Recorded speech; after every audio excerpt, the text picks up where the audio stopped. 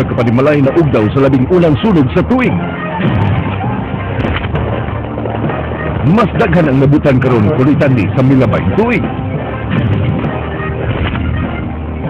Kapitolyo ug Mandawi City nagkasabot nga ayuhon ang CICC human nadaot sa linog ug bagyo. Kontraktor sa mga project sa lalawigan naningil na apan Kapitolyo dili pamubayan. Sobrang kwarta gigahin alang sa laing mga proyekto. Mga department heads gipang-ilisan, reshuffling sa City Hall gipatuman.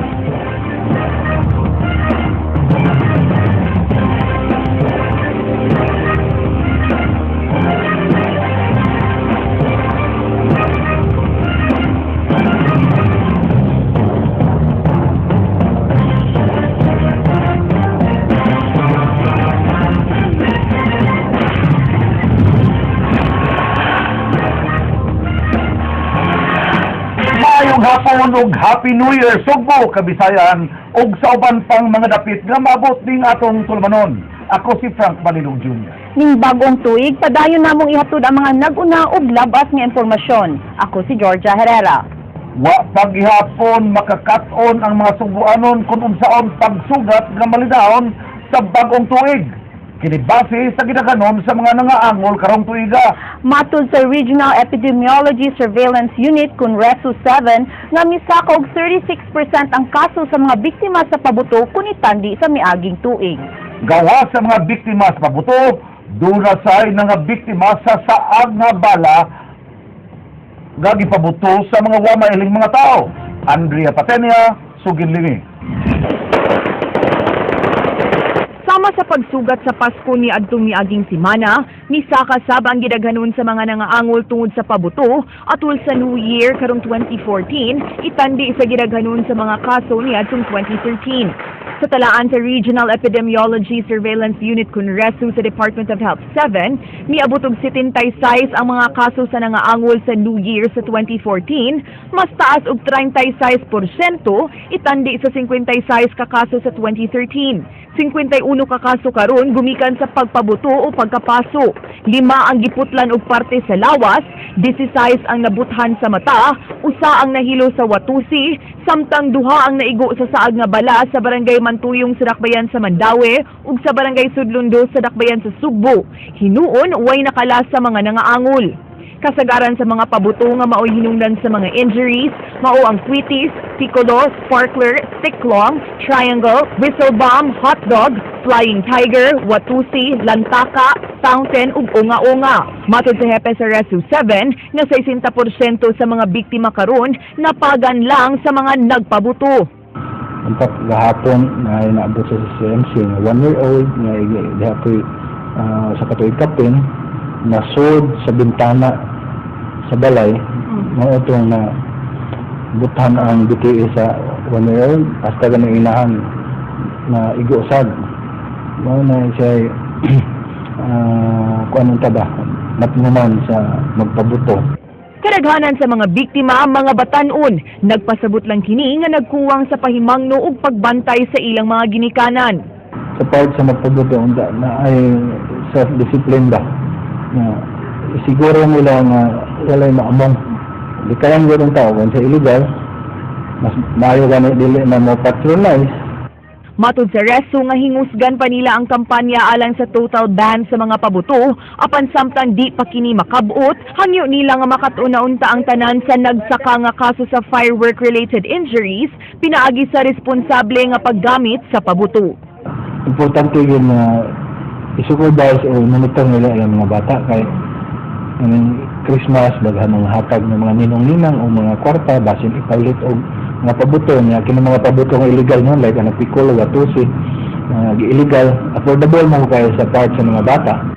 Andrea Patenya, News 5. Paningkamutan sa kapulisan sa PRO 7 nga mailhan ang mga tao nga nagpubato sa mga saag nga bala, diin duha ang natalang naigo nini. Wa pay labot ang mga buslot nga atop sa pipila ka mga panimahay sa Metro Cebu. Madinsabang Suginlimi. Labo.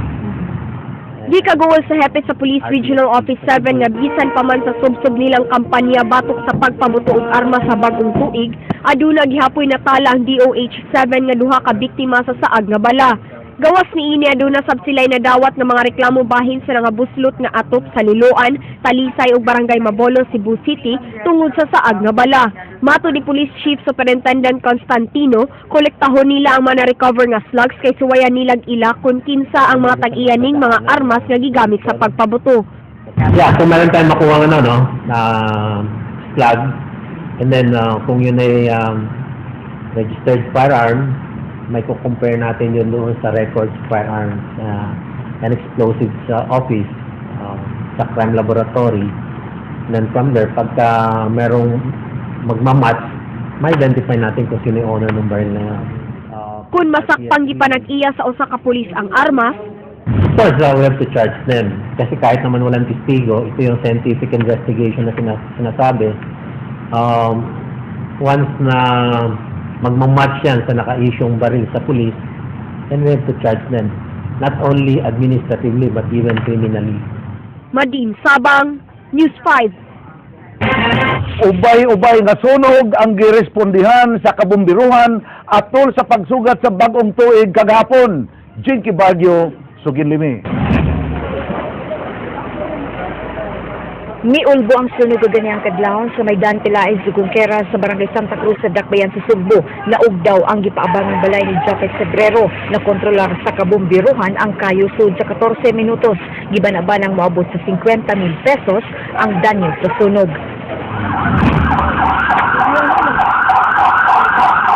Gilamoy sab sa kayo ang panimay sa pamilyang Orosa nga gihimong Chinese temple pasado alas 9 kagabi sa May Tilaes Extension. Bisan sa kakusog sa kayo, wa kini makatakod sa laing panimay tungod sa firewall. Giimbestigar pa sa kabumbiruhan kung unsa hinungdan sa sunog. Human miangkon ang tag-iya sa maong panimay nga wa sila gibiya ang nag-plug nga appliances. 150,000 pesos ang giingong damage nga namugna sa maong sunog. Hindi kung walay tao, kasi sa electrical circuit na siya. Under investigation pa ta. Pasado alauna kagahapon na ugdaw sab kining mga panimay sa barangay poblasyon sa lungsod sa Sambuan. Padayon pang investigasyon sa kabumbiruhan sa mga lugar kung unsay hinungdan sa kayo.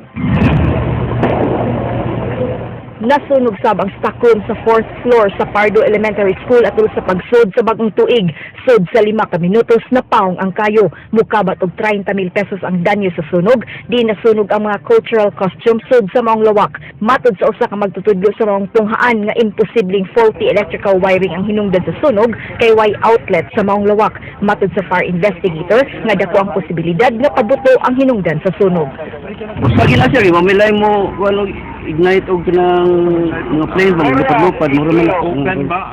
Jinky Baguio, News 5. Dunay pipila ka mga bagong pulisiya nga gipatuman sa Family Rebuilding Center sa South Road Properties. Kung dunay nakauyon, dunay saywa. Leslie Caminade Vistil, Suginlimi. Gawas nga dunay no ID, no entry sa guardhouse, doon na usab log-in ug log-out alang sa mga mobisita ug sa mga bakwit. Doon na sa telebisyon nga mo'y kalingawan sa mga evacuees. Apan gawas ni ana, aduna na usab palisiga nga gisunod ang mga evacuees, human adunay namugna nga grupo sa mga evacuees nga mo'y mubantay ug magdumala kanila. Nasayran sab nga gawas sa mga tawo nga gikontrolar sa Family Rebuilding Center, lakip nga kontrolon ang mga mangabot nga hinabang ug mga sakop sa media. Ang pag-implement ay strict compliance good sa security kay para ni sa among safety sa dinhi nga tanang nga nag-stay dinhi sa Tent City. So kinahanglan tanan nga in and out na visitors moagi jud kay because this is a camp, so dapat ma-monitor namo kadtong mga muin ug out na mga tao diri. So strict gud among security diri. You are welcome basta magpa-booking ra para dili magdungay ang atong mga activity diri. Suportado kini sa mga bakwit. Kay natural gini ma'am kay mura ni gihimo man yung mura nag sa military ba mura kampo gini. Ala kun watay unity mi magyagaw mi diri. Kung dunay ni uyon, di na saywa makauyon sa mga palisiya.